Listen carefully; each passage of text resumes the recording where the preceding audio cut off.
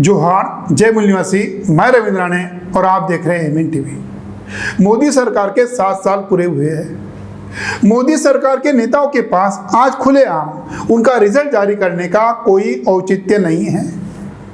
आज भाजपा के नेताओं के चेहरे पे मील बाटे सन्नाटा छाया हुआ है। कोरोना की ये जो दूसरी लहर है, ये पहले लहर से सबसे ज्यादा प्रभावित रही है। जो लोग सोशल मीडिया में एक्टिव होंगे, उनके फेसबुक, व्हाट्सएप के जो मित्र हैं, उनमें से 2 या 3 से भी ज्यादा मित्र कोरोना की वजह से मर गए हैं। मोदी जी की हालत अंधेर नगरी चौपड़ राजा जैसे हो गई है।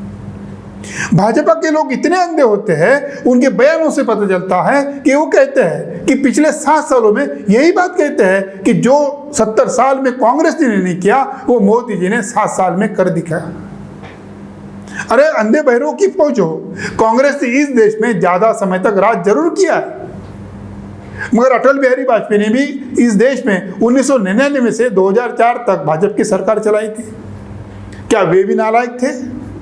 मोदी जी की तारीफ करते करते अटल बिहारी वाजपेयी का भी अपमान करने में इन लोगों को शर्म नहीं आती है।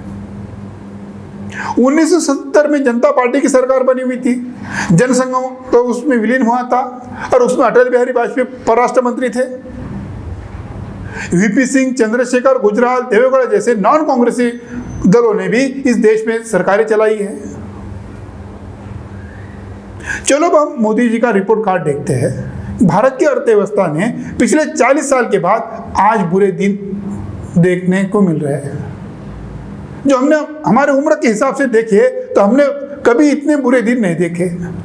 पिछले कोरोना के लॉकडाउन की वजह से वित्त वर्ष 2019-20 में भारत का जीडीपी -24.4% हुआ था।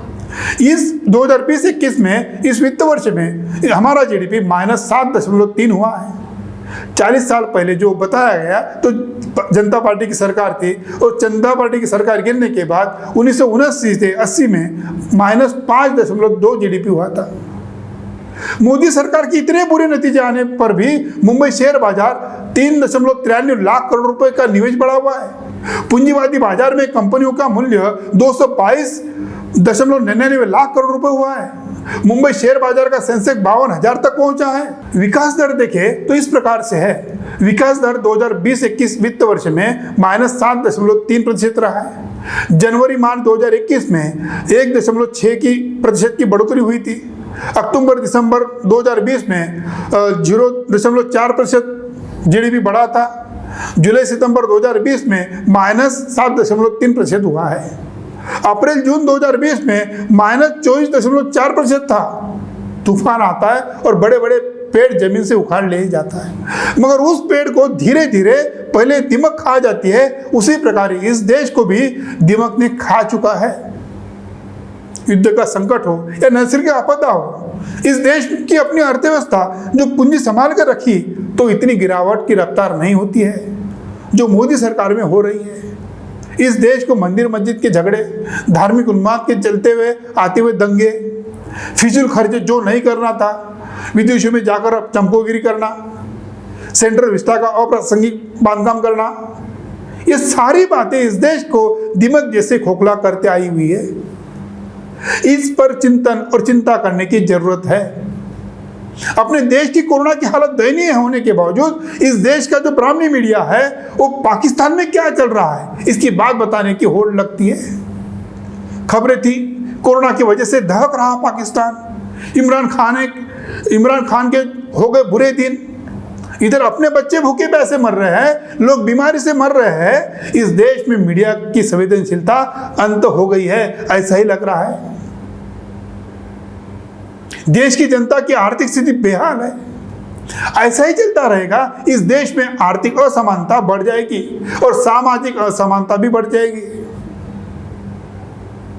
2011 में सेनगुप्ता आयोग ने सैंपल सर्वे किया था। उस समय इस देश का जो 83 करोड़ लोग भुखमरी के कगार पर है, ऐसा उन्होंने सर्वे बताया था, रिपोर्ट दिया था। वो कौन लोग थे? इस देश के SC, ST, OBC और माइनॉरिटीज के लोग थे। राजनीति में या सामाजिक न्याय में बहुसंख्यक समुदाय के विकास का सिद्धांत को सबसे पहले देखना होता है। वित्त वर्ष 2019-20 में हमने 28 लाख करोड़ रुपए की कमाई से हाथ धोना पड़ा। 2020-21 में 11 लाख करोड़ रुपए का नुकसान पहुंचा है। कोरोना के आड़ में जो लॉकडाउन लगा है, ये ऐसा ही चलता रहेगा तो आने वाले 2021-22 में 134 लाख करोड़ रुपए का नुकसान होने का अंदाजा है। अजीम प्रेमजी विश्वविद्यालय ने देश की हालत पर सर्वे का रिपोर्ट दिया है। देश में अनेक परिवारों पर उधार लेने की नौबत आई हुई है। कुछ लोगों ने अपनी जायदाद बेचना शुरू कर दिया है। खाने पीने की चीजों में कटौती चल रही है।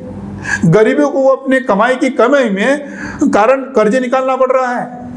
2005 से 2015 तक 27 करोड़ लोग गरीबी रेखा के ऊपर आए थे। मई 2021 के रिपोर्ट में 23 करोड़ लोग गरीबी की रेखा के अंदर चले गए। जिन मध्यम वर्गीयों के पास जो कुछ पूंजी बची हुई है, उन्होंने बैंकों में जमा की है। उनके धन की आसानी से और समयबद्ध तरीके से वापसी सुनिश्चित करना होता है।